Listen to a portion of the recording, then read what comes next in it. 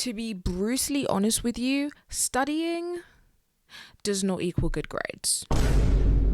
I hate it when people like teachers or parents are like, just study, just be consistent and you'll get good grades. I feel like I know what I'm talking about because I've been a straight A student, but I've also been in this situation too where you're consistently studying and you're studying super hard, and when the exam comes, you still don't get the grade that you wanted. So clearly, just studying or consistency isn't the solution. What the heck does studying even mean? What the heck does revision even mean? We use all of these big words, but nobody actually knows what it means. Am I supposed to use flashcards? Am I supposed to reread my notes? Am I supposed to just repeat it over and over again until it gets stuck inside of my brain? Because all of these could be considered studying, and yet you could be doing all of these and still seeing no results. It's because if you consistently study, but it's poor quality studying, you're not going to get the grade that you want. Yeah, sure, you were consistent, but you consistently did crap. So you're going to get a crap result. I'm saying all of this stuff, but how do you even know whether you're studying badly or not? Law of inverse is what we're going to call it. You need to apply the law of inverse, okay?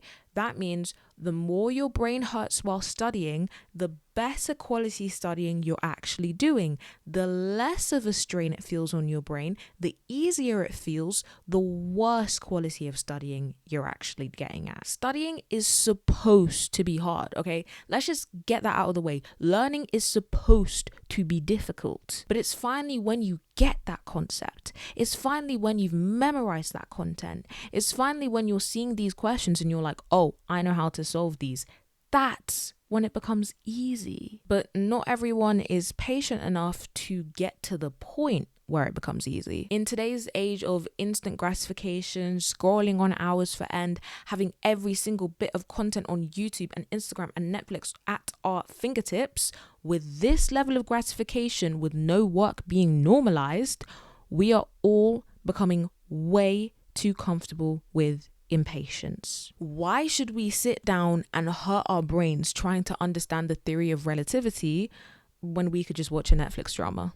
Because of this, we are so impatient with the process of learning because it only feels good when it's easy. But even when we're not procrastinating, even when we're like, okay, I guess I have to study now, and you finally go do it, even then, you still want it to be easy. So what do? You choose study techniques that you know aren't that much of a hassle to do. You highlight text in a book because writing it out and summarizing it is just too much effort. You make the most pretty aesthetic notes so that you don't have to focus on the content. You open up half a window of flashcards and half a window of Netflix because focusing on the flashcard is just too much effort. But all of these are examples of low quality studying.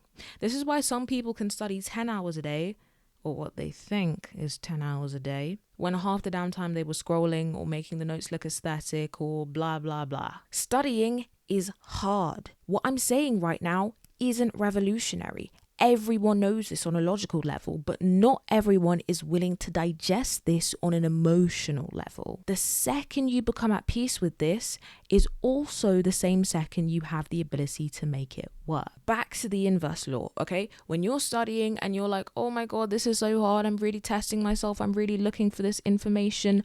You're good. That is high quality studying. When you're studying and you're like, easy, even easier, like what am I doing? Okay, that is low quality studying. If you find one thing easy or you finally get the hang of something that you were struggling with, then sure, that's cool. That's good actually. But if your entire study session is just easy, then that is definitely low quality studying. You are supposed to be scraping your brain for information. That's why you'll often see study tubers talk about this is active recall versus passive recall. We're not going to go too deep into that because it's completely oversaturated on StudyTube. Long story short, active recall is better because you're actually testing your brain and strengthening neural pathways. It could be things like flashcards, blurting, Feynman technique. Point is, with any of these techniques, your brain needs to be scraping for information. So, to cut a long story short, yes, studying is hard. Deal with it. Stop trying to cut corners. There is no shortcut. But sticking to the subject of social media, To be brutally honest with you, you cannot mix social media and studying. Like, let me just do Pomodoro technique for 25 minutes and then it's 5 minutes of scrolling. Like, go bye. You spent 50 minutes on that phone and we're still calling it Pomodoro. In fact, I have personal beef with the Pomodoro method that I'm coming back to in this video. This whole social media versus studying versus attention span thing is actually a really potent conversation that I think deserves an entirely separate video for. Tell me in the comments if you want to see that video. But for now, let's just give a little trailer, a little preview to that video. I'm about to say something really controversial. Please brace yourself. Any person that has social media notifications on while they're doing something important, like studying, does not value their time. I'm so sorry to break it to you, but you do not value your time. People always ask me, oh, how do you not get distracted when studying? Look, I used to get distracted when studying, but I changed something. It's actually really easy. You just don't set yourself up to get distracted. My phone is on do not disturb 24/7, and even when it's not on do not disturb, I've still blocked social media notifs. The only people that can get through to me when my phone is on DND is my family. I'm not getting the notification for when someone sent me a meme on Instagram, and I'm not sorry about it. Of course, I still use social media when I need to, but I'm not setting myself up at the beginning of a study session to get distracted by it. I know it sounds like common sense, but it amazes me how few people actually do this. Have boundaries with your people. Have boundaries with yourself. You don't need to be like easily accessible, like click to everyone. You have goals and you have a life. You have grades to get, you have a life to live, and you also have grass to touch. This for me is a lifestyle regardless of whether I'm studying or not, but if that's too intense for you, I recommend just doing this when you're studying. Sometimes before study sessions, I will go as far as to delete all of these apps and then reinstall them when I'm done. So the only extra apps left on my phone are learning and productivity apps like the sponsor of today's video, Skillshare. I just started Mike D's class on studying smarter, not harder, where he gives some advice on things you can do to boost your productivity when studying. But there are many other courses on many other subjects to suit your needs. Skillshare is the largest online learning platform for smart, creative people like you. There are thousands of lessons available across topics like design, film, illustration, freelancing, productivity, and so much more. Skillshare is the app that is going to help you take your career, skills, hobbies, passions, or side hustles to the next level. One of the things that I think makes Skillshare really unique is the fact that you have access to these thousands of courses on demand. It's not like a classroom where the teacher just talks. You can replay, take it back, take a break and come back to it, which is insanely invaluable, especially when these skills are being taught by world-class professionals. And of course, I hooked you guys up with a sweet deal. If you are one of the first people to watch this video, congratulations. The first 500 people to use my link in the description will receive a 1-month free trial of Skillshare. Get started today. Obviously, there are other reasons why we might find ourselves distracted or procrastinate.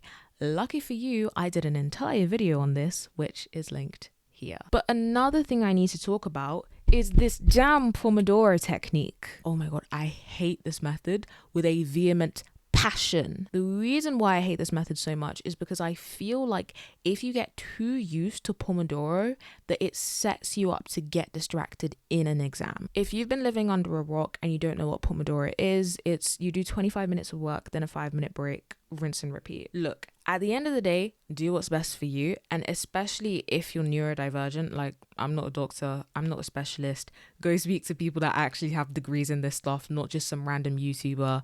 But I gotta explain why I hate this method so much. Number one, I have never had a successful Pomodoro session where I allowed myself to go on my phone for 5 minutes, especially if you're struggling with discipline or still learning, or you just know your personality and you know that's not going to work. Like me personally, 5 minutes becomes 10 minutes, that becomes 2 hours, and wow, I just flopped that entire study session. If you still want to do this method, go do something off of social media or streaming sites.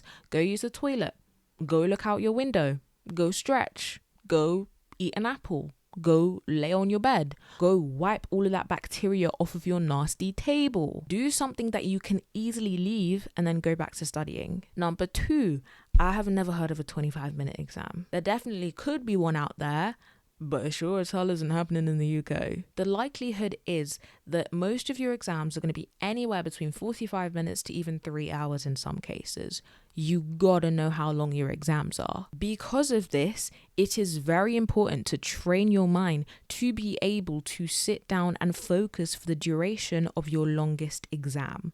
Take your longest exam out of all of the subjects you're taking. For me, that's English language, 2 hours and 30 minutes. Now, I would go and I would make sure that I at least have some study sessions where I'm studying for that 2 hours and 30 minutes, aka how long my longest exam is going to be. If you do not train yourself to do this, you are going to find sitting down in that exam hall for that duration of time to be more difficult than it actually needs to be. Don't get too used to the 25 5-minute break format of studying. Unless you do actually get breaks in your exam, then by all means, Pomodoro away. But even though we have a lot of this brutal advice down, we still have a lot left to go through. There is a lot of crappy advice out there about study schedules that you might still be following, and this video is going to help to cut all of that crap out. Go obliterate that paper.